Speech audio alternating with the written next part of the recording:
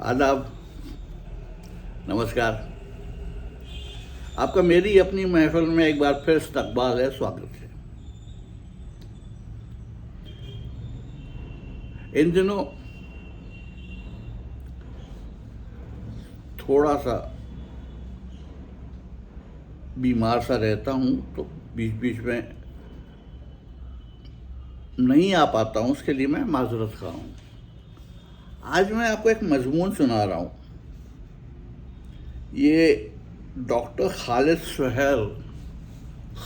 سہیل کا مضمون ہے.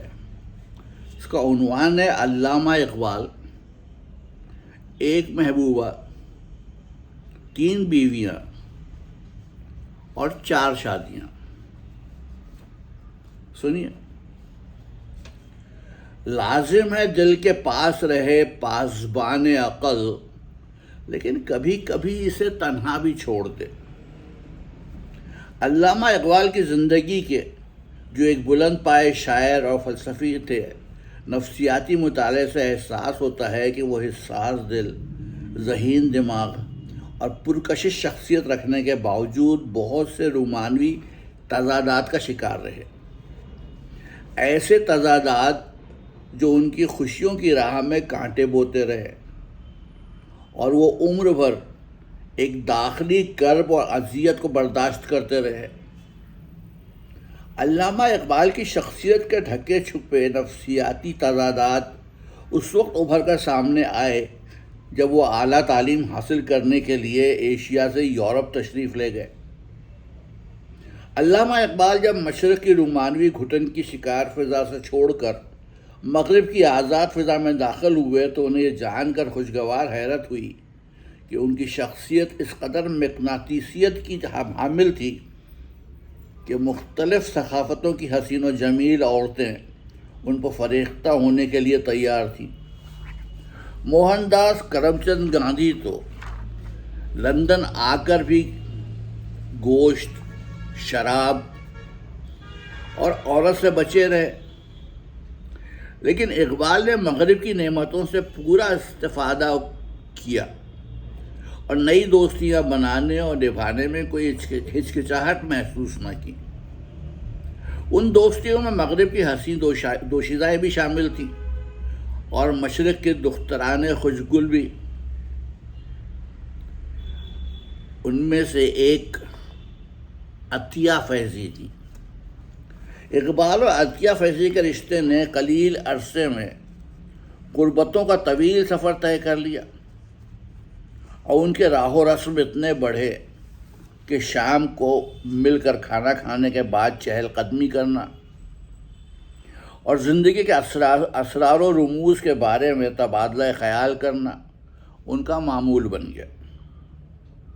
اقبال عطیہ فیضی کے حسن و جمال کے ہی نہیں، ان کی ذہانت اور قابلیت سے بھی متاثر تھے. وہ عطیہ کی رائے کا اتنا احترام کرتے تھے کہ انہوں نے اپنے پی ایچ ڈی کے تھیسس کے بارے میں ان کی قیمتی رائے مانگی تھی. جب ہم عطیہ فیضی کی ڈائری پڑھتے ہیں تو اندازہ ہوتا ہے کہ ان کا رشتہ اس موڑ پر پہنچ چکا تھا جہاں دوستی اور محبت آپس میں بغلگیر ہو جاتے ہیں.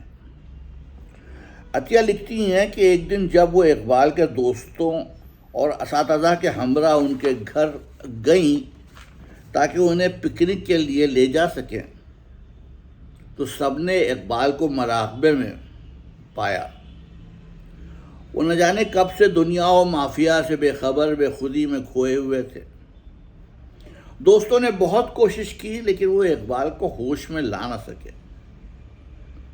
آخر عطیہ فیضی نے باقی 2 دوستوں کو باہر بھیجا اور اپنی بے تکلفی اور اپنائیت کا سہارا لیتے ہوئے انہیں اتنا زور سے جھنجھوڑا کہ وہ ہوش میں آ گئے. اس ایک واقعے سے اقبال اور عطیہ کی خصوصی دوستی اور چاہت کا اندازہ لگایا جا سکتا ہے. عطیہ کی ڈائری سے اندازہ ہوتا ہے جیسے وہ اپنے دوست کی بجائے اپنے محبوب کی کہانی سنا رہی ہو. 1908 میں جب اقبال مغربی تعلیم ختم کر کے ہندوستان لوٹے تو انہیں ایک نفسیاتی بحران کا سامنا کرنا پڑا. وہ اپنے روایتی ماحول اور نہ گفتہ با حالات سے اتنے دل برداشتہ ہوئے کہ گھر اور ملک سے بھاگ جانے کے بارے میں سنجیدگی سے سوچنے لگے۔ ان دنوں انہوں نے عطیہ فیضی کو خط لکھا جس میں انہوں نے اپنا حال دل رقم کیا۔ اس خط کا ذکر عبد المجید سالک نے اقبال کی سوانح حیات ذکر اقبال میں بھی کیا ہے، کیونکہ وہ خط کئی حوالوں سے بعد میں اقبال کا مشہور ترین اور بدنام ترین خط ثابت ہوا۔ اس خط میں اقبال نے اپنی زندگی سے بیزاری اور غصے کا اظہار کیا ہے۔ اس خط میں انہوں نے اپنی ذہنی اذیت کا کچھ حد تک ذمہ دار اپنی بیوی کو قرار دیا ہے اور لکھا ہے کہ ان کے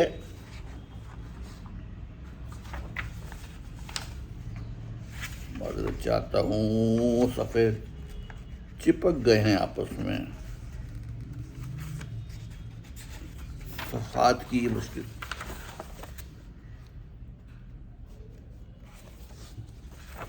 والد نے جوانی میں ان کی زبردستی شادی کر دی تھی اور وہ بندھن ان کے پاؤں کی زنجیر بن گیا تھا، کیونکہ اقبال اپنی بیوی سے ذہنی مطابقت محسوس نہ کرتے تھے۔ اقبال نے یہ بھی لکھا کہ کبھی کبھار وہ سوچتے ہیں کہ اپنے تمام دکھوں کو شراب میں گھول کر پی جائیں، کیونکہ شراب خودکشی کو آسان بنا دیتی ہے۔ اقبال اپنے 9 اپریل 1909 کے ختم رقم طراز ہیں: میں بیوی کو نان نفقہ دینے پر آمادہ ہوں، لیکن میں اسے اپنے پاس رکھ کر اپنی زندگی کو عذاب بنانے کے لیے تیار نہیں۔ ایک انسان کی حیثیت سے مجھے مسرت کے حصول کا پورا حق حاصل ہے۔ اگر معاشرہ یا فطرت میرے اس حق سے انکار کریں تو میں دونوں کے خلاف بغاوت کروں گا۔ میرے لیے صرف ایک ہی چارہ ہے کہ میں اس بدبخت ملک کو ہمیشہ کے لیے چھوڑ دوں یا میں خاری میں پناہ ڈھونڈوں، جس سے خودکشی آسان ہو جاتی ہے۔ کتابوں کے یہ مردہ بے جان اور بنجر اوراق مسرت نہیں دے سکتے، اور میری روح کے اعماق میں اس قدر آگ بھری ہوئی ہے کہ ان کتابوں کو اور ان کے ساتھی معاشرتی رسوم اور روایات کو بھی جلا کر خاکستر کر سکتا ہوں، خاکستر بنا سکتا ہوں۔ اس خط سے صاف ظاہر ہوتا ہے کہ اقبال ان دنوں ایک شدید ذہنی بحران سے گزر رہے تھے۔ ان کی ذات کی گہرائیوں میں اپنی بیوی، روایتی خاندان اور فرسودہ روایات پر مبنی معاشرے کے خلاف چھپا ہوا غصہ سطح پر آ رہا تھا، جسے وہ اپنی دوست اور محبوبہ کو بتا رہے تھے۔ عطیہ فیضی نے اس دکھ بھری خط کا نہایت ہمدردانہ جواب دیا اور مشورہ دیا کہ وہ ایک ماہر نفسیات سے رجوع کریں۔ جب ہم اقبال کی زندگی کے اس دور کا نفسیاتی تجزیہ کرتے ہیں تو ہمیں احساس ہوتا ہے کہ یورپ سے واپسی پر اقبال ایک دو راہے تک آ پہنچے تھے۔ وہ اپنی شادی سے ہی نہیں، وہ اپنی ثقافت اور روایت سے بھی بددل ہو گئے تھے۔ وہ ایک شدید نفسیاتی تضاد کا شکار تھے۔ ایک طرف انہیں خاندانی ذمہ داریوں کا احساس تھا اور دوسری طرف وہ یورپ کی آزاد طرز زندگی کے گرویدہ ہو گئے تھے، جس میں اور کئی معاشرتی اور رومانوی نعمتوں کے ساتھ ساتھ عطیہ فیضی کی دل موہ لینے والی قربت بھی شامل تھی۔ عین ممکن ہے وہ دل کے نہا خانوں میں عطیہ فیضی کو اپنانا چاہتے ہوں، لیکن اتنی جرأت رندانہ نہ رکھتے ہوں کہ اپنی محبت کا کھل کر اظہار کر پائیں۔ انہوں نے اشارتاً تو لکھا کہ وہ اپنی بیوی سے ناخوش ہیں، لیکن عطیہ فیضی بھی ایک تجربہ کار اور جہاں دیدہ عورت تھی۔ وہ ایک دکھی شاعر، رنجیدہ فلاسفر اور پریشان حال شوہر سے ہمدردی تو کر سکتی تھی، انہیں اپنا شریک حیات نہیں بنانا چاہتی تھی۔ انہیں اندازہ تھا کہ انہیں دوسری بیوی سے زیادہ ایک نفسیاتی معالج کی ضرورت ہے۔ عطیہ فیضی اقبال کی مداح ضرور تھیں، لیکن جذباتی اور سادہ لوح نہیں تھیں۔ اقبال کو جب اندازہ ہو گیا کہ عطیہ فیضی انہیں اپنا شریک حیات نہیں بنانا چاہتی اور وہ اپنی پہلی بیوی کے ساتھ رہ کر اپنی زندگی حرام نہیں بنانا چاہتے تو وہ بہت پریشان ہوئے۔ انسانی نفسیات کے طالب علم ہونے کے ناطے میں اس تکلیف دہ حقیقت سے بخوبی واقف ہوں کہ جب انسان نفسیاتی بحران کا شکار ہو اور اس کے اندر غصے کا الاؤ روشن ہو تو وہ جو جذباتی اور رومانوی فیصلے کرتا ہے وہ دانشمندانہ نہیں ہوتے۔ یہی حال اقبال کا ہوا۔ انہوں نے اس نفسیاتی بحران سے نکلنے کے لیے دوسری شادی کرنے کا فیصلہ کر لیا اور کسی کے مشورے پر سردار بیگم سے نکاح کر لیا۔ نکاح کے بعد ابھی رخصتی نہیں ہوئی تھی کہ انہیں گمنام خطوط موصول ہونے شروع ہو گئے جن میں سردار بیگم کے کردار پر کیچڑ اچھالا گیا تھا۔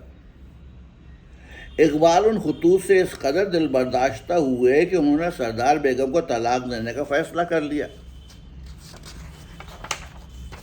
ابھی اقبال ان نفسیاتی اور رومانوی تضادات کی کیچڑ سے باہر نہ نکلے تھے کہ انہیں لدھیانہ سے ایک اور رشتہ آ گیا، اور وہ رشتہ وہاں کے مشہور ڈاکٹر سبحان علی کی بیٹی مختار بیگم کا تھا۔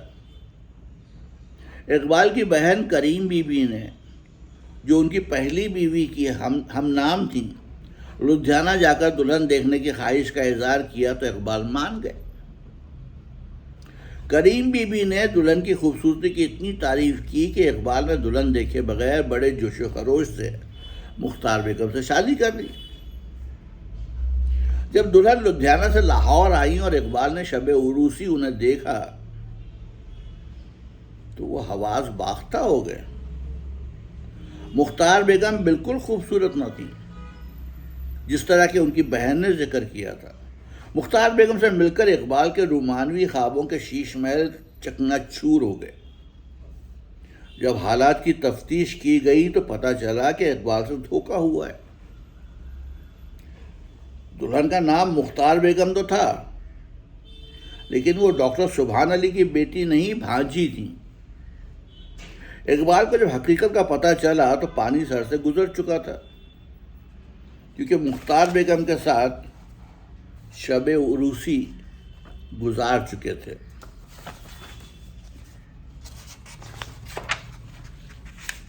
ابھی اقبال اس نفسیاتی اور رومانوی دھچکے سے سنبھلنے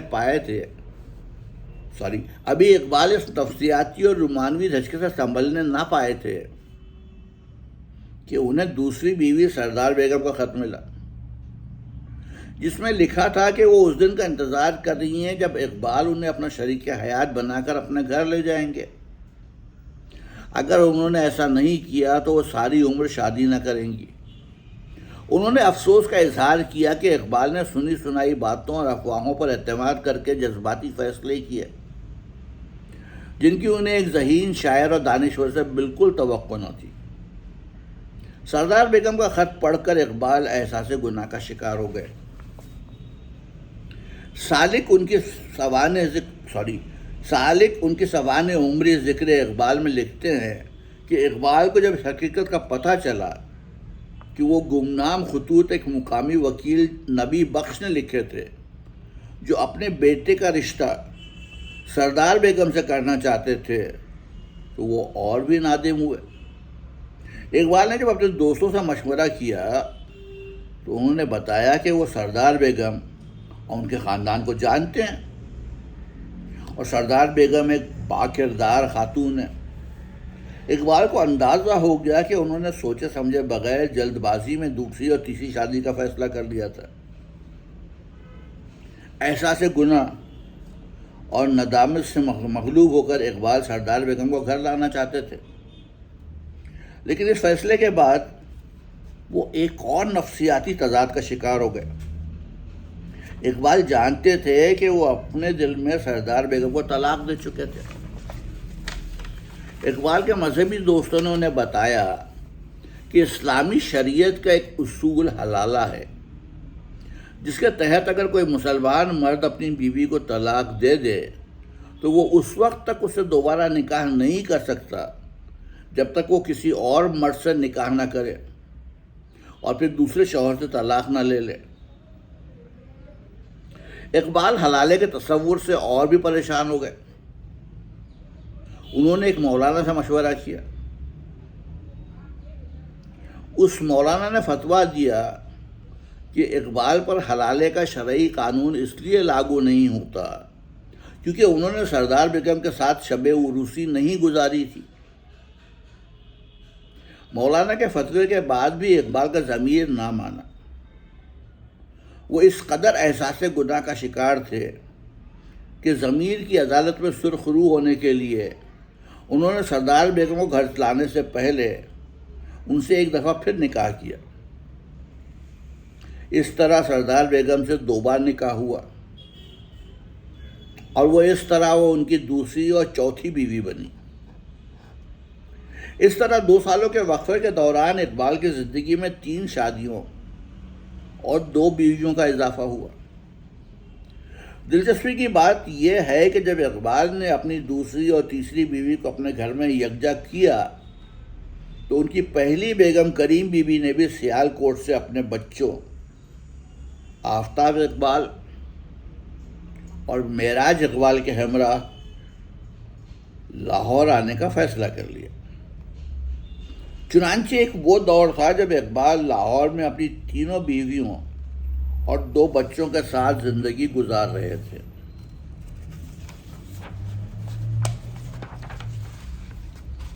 شاعر مشرق کی زندگی کا یہ وہ دور ہے جب وہ 1 محبوبہ، 3 بیویاں اور 4 شادیاں نبھانے کی کوشش کر رہے تھے۔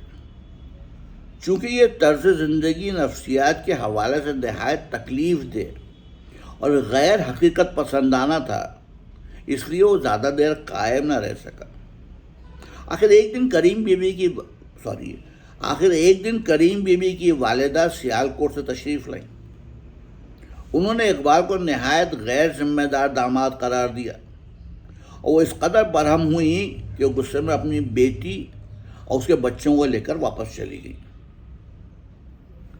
اقبال کی سوانح عمریوں کے مطالعے اور تجزیے سے یوں لگتا ہے جیسے اپنی 3 بیویوں میں سے وہ اپنی بیوی سردار بیگم پر سب سے زیادہ مہربان تھے۔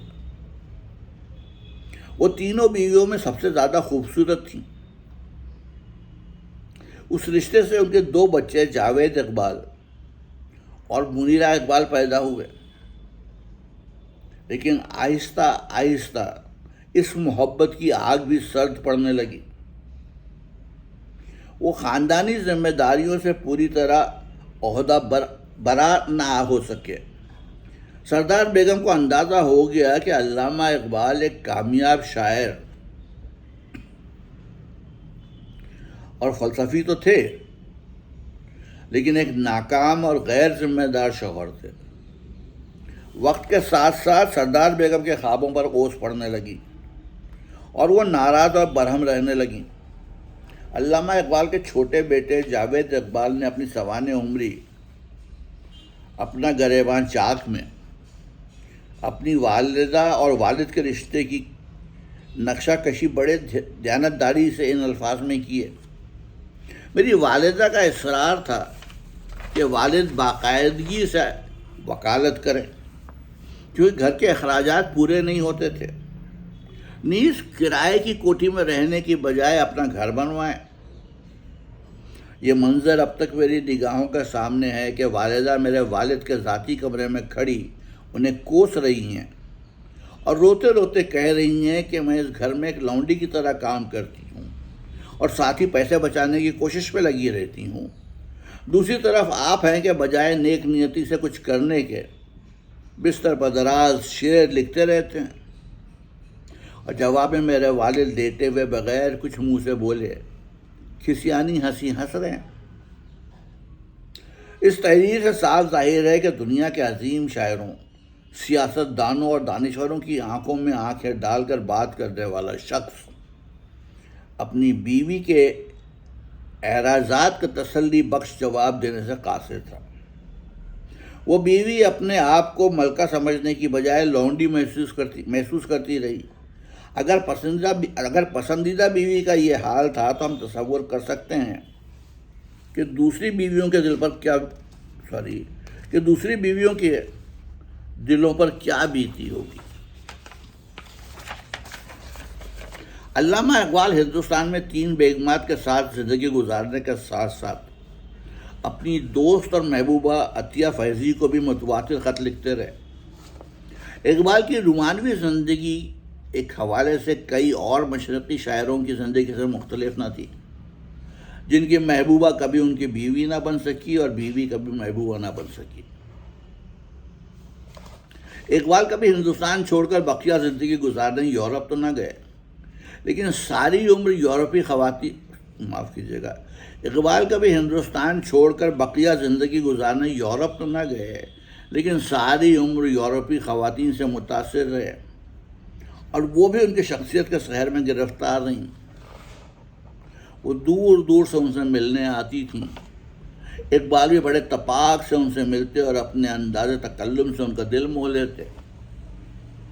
جاوید اور منیرہ کی والدہ کی وفات کے بعد انہوں نے کسی ہندوستانی خاتون کے بجائے ایک جرمن نژاد خاتون کو گھر میں رکھا تاکہ وہ بچوں کی نگہداشت کر سکے۔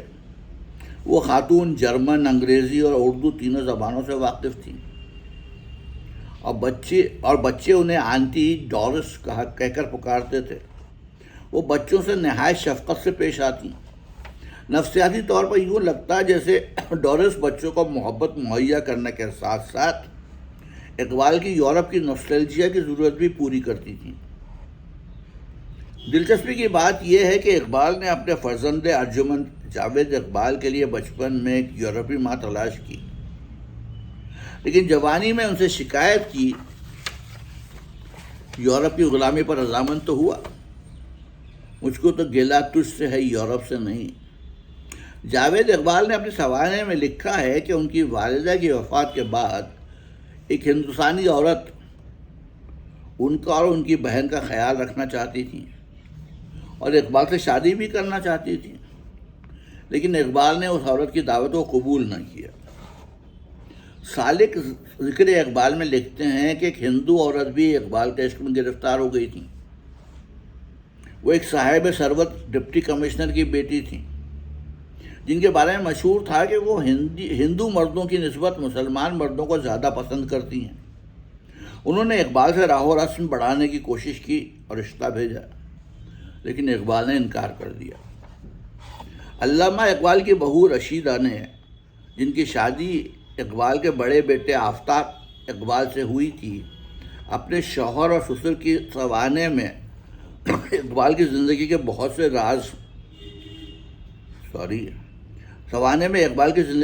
سے رازہائے سربستہ سے پردہ اٹھا دیا۔ انہوں نے عبد المجید سالک کے بیان کو علامہ اقبال کو سردار کے بارے میں خطوط نبی بخش وکیل نے بھیجے تھے کو غلط ثابت کیا۔ وہ کہتی ہیں کہ خطوط اقبال کی بہن کریم بی بی کی سازش تھے۔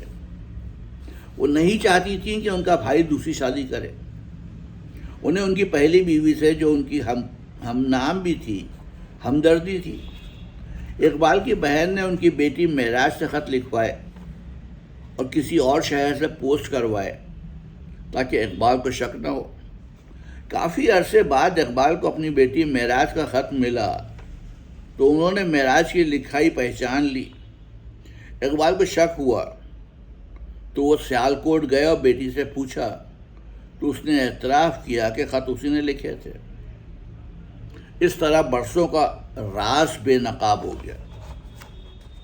راز کہاں تک راز رہے گا، منظر عام پہ آئے گا، جی کا داغ اجاگر ہو کر معاف کیجیے گا، معذرت چاہتا ہوں۔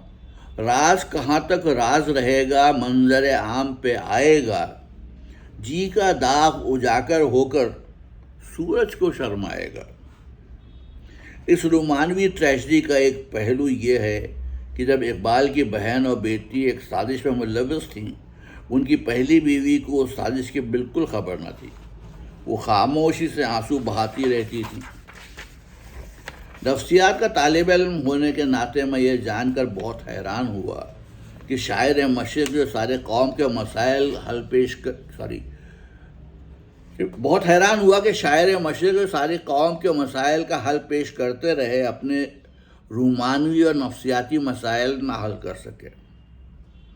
میرے لیے باور کرنا بہت مشکل ہے کہ انہوں نے پہلی بیوی کریم بیوی سے 16 برس کی شادی کے بعد علیحدگی اختیار کر لی اور ان کے بچوں سے کنارہ کش ہو گئے۔ دوسری بیوی سردار بیگم کو گمنام خود پڑھ کر طلاق دے دی۔ تیسری بیوی مختار بیگم سے شب زفاف کے بعد جانا کہ وہ غلط مختار بیگم تھی، اور سردار بیگم سے دوسری بار نکاح کرنے سے پہلے کسی مولوی سے حلالہ کے بارے میں رجوع کیا، فتویٰ لیا اور پھر اس فتوے پر عمل بھی نہ کیا۔ اقبال کو اپنی زندگی کے تلخ رومانوی تجربات سے اندازہ ہو گیا تھا کہ کامیاب شاعر اور فلسفی بننا آسان ہے، لیکن کامیاب عاشق بننا مشکل، اور 3 بیویوں کا شوہر بننا اور بھی مشکل، خاص طور پر جبکہ ان کے دل میں ایک پریزاد محبوبہ بھی بسی ہوئی ہو۔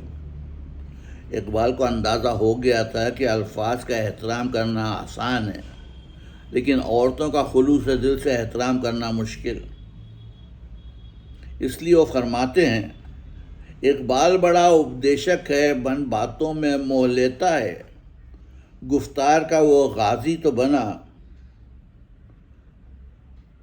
کردار کا غازی بن نہ سکا۔ تو یہ تھا ڈاکٹر خالد سہیل کا مضمون، علامہ اقبال، 1 محبوبہ، 3 بیویاں اور 4 شادیاں۔ پھر آئیں گے، پھر ملیں گے، تب تک کے لیے اجازت۔